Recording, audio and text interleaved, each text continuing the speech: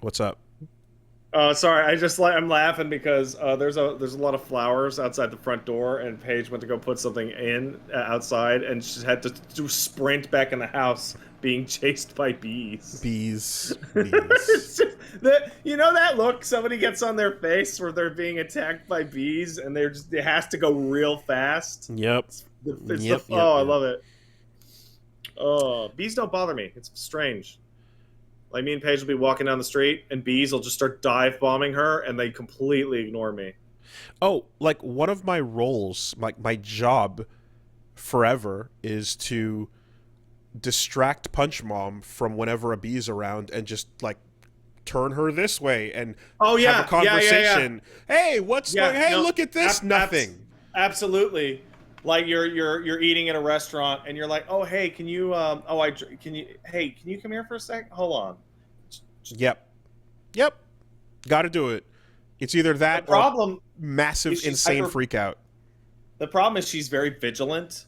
So if I like lock when when you lock onto the Mm-hmm. bee like Mm-hmm. past them over there, they look at you and they go, what is it? What is it? What is it? Mm-hmm. Is it B? I'm like, no, it's fine. Just look at me over here right now for 1 second. Just hold that. Okay, good. The B is gone. The B that I said wasn't there is gone.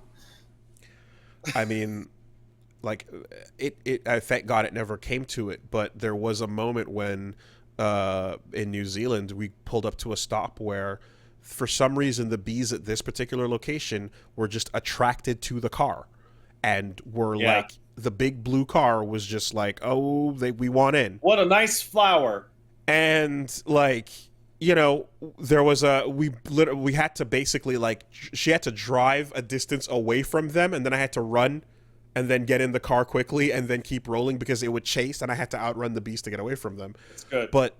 But like the entire protocol I had to have ready was essentially what if we are on the highway in the middle of driving and B is in the car, you know? And Uh, there my was there the was things I do in that moment will determine whether or not we both live. yeah, there was a moment where we were driving somewhere, and Paige was rolling up to Parallel Park, and a bee flew into the car, and she stopped the car and then just ran away.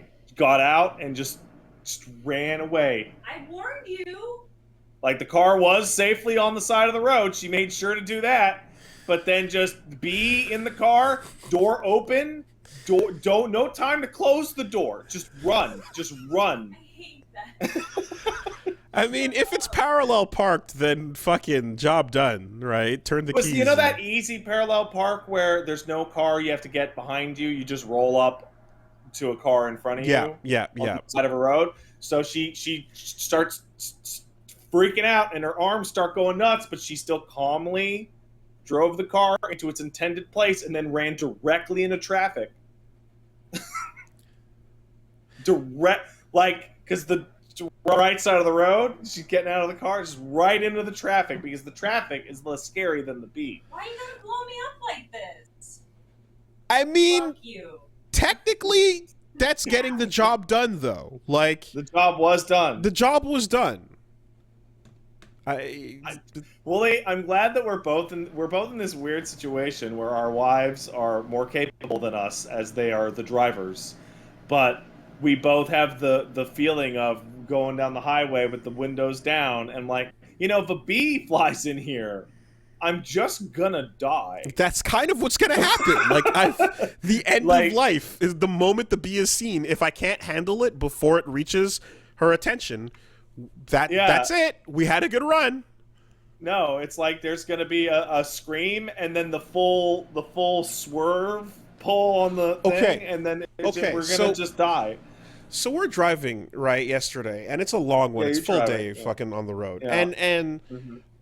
I'm reading some Trigun Maximum, Yeah, and says yes. it starts getting dark, and like I'm kind of wondering because as we're driving and losing the light, I'm like, oh, like maybe I can just turn on the overhead light to read and continue, and then I get a deep, horrible fear in my chest of a Yeah. memory of, oh God, no, the moment I turn this on, the driver will be blinded and will swerve Yes. into an oncoming 18-wheeler, and that will be it. That's right. No, And- that is true. and I was like, what the fuck? And I was like, I'm like, hey, is there I told, like, is there any way, do you think, would it bother you too much if I turned on one of these, like, over? And she was like, yeah, I think maybe that'll be fine. Sure. And I'm just remembering, I'm like, oh my God, every parent ever in any car in the dark at any time, if you turned on that overhead light while they were driving, that's the end game. We're all gonna die. If you ever turn that light on, we're fucking cooked. And I'm like, why is this a real thing? And I turned it on, and she was like, no, that's fine. It's, you know, and after a while, she's like, okay, it's a little bright in the corner of my eye now. It's kind of like the sun. It depends on the driver, right? Part of the reason that we had that idea is that, like, I don't know how old your mom was when you this memory focused, but, like, my dad was in his, like, 40s, early 50s when I was a teenager. So, like, turning that on would actually screw up his night vision, right? My dad doesn't like to drive at night. I had such a deathly fear, because I'm like, every adult, my mom, and then again, cousin, like every adult would lose their shit at you if you're like, hey, I dropped something on the ground, can I just turn it on to pick it up for a second? And they fucking lose their mind, because it's, again, the light of a blinding sun right here in the car. You know, I don't get it. Because I can understand caring about safety and optimal driving conditions, but, like, our parents came from the generation in which, like, the only reason they wore seatbelts was because they were going to get tickets, because seatbelts are for pussies. Jesus Christ. Okay. So my dad was a professional driver. He drove trucks for much of his early life, right? So he was on the road doing that kind of stuff, right, before he got a factory job closer to home. And, you know, driving the 14-hour days, yada, yada. Dude didn't want to wear his fucking seatbelt. Every single time I got in the car with my father in my entire life, he would start driving, and me and mom and my sister and my brother, one of us would go, Dad, you forgot your seatbelt. And he would go, and he'd sit back up and then put the seatbelt on.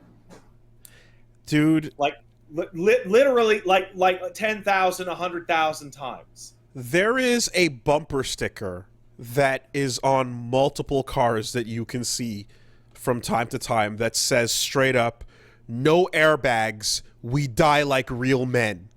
Yeah. Straight up, just fuck safety, fuck the idea of surviving. If I crash, we deserve to go to Valhalla all shiny and chrome. Like, what the fuck, man? No airbags, we die like real men. Like, it's a common thing. That's wild, because you have to intentionally disable an airbag. That's the process. It's not, you don't do that by accident. You don't hit a button. Well, the idea, I guess, is like if the car is old enough, or if it's whatchamacallit, like a fabricated old car or whatever, it's just gonna lack some of those features, and that's kind of the point. Yeah. Insane.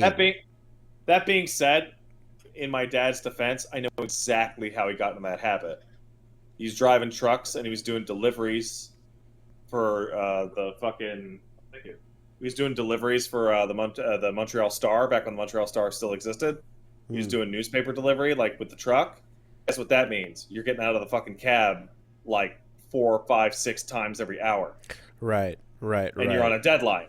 Which is why, I don't know if you noticed, but when you see UPS guys going by you or FedEx guys, they're not wearing their fucking seatbelts either. No, they're running in and out like the mailmen. Yes, absolutely. Yeah.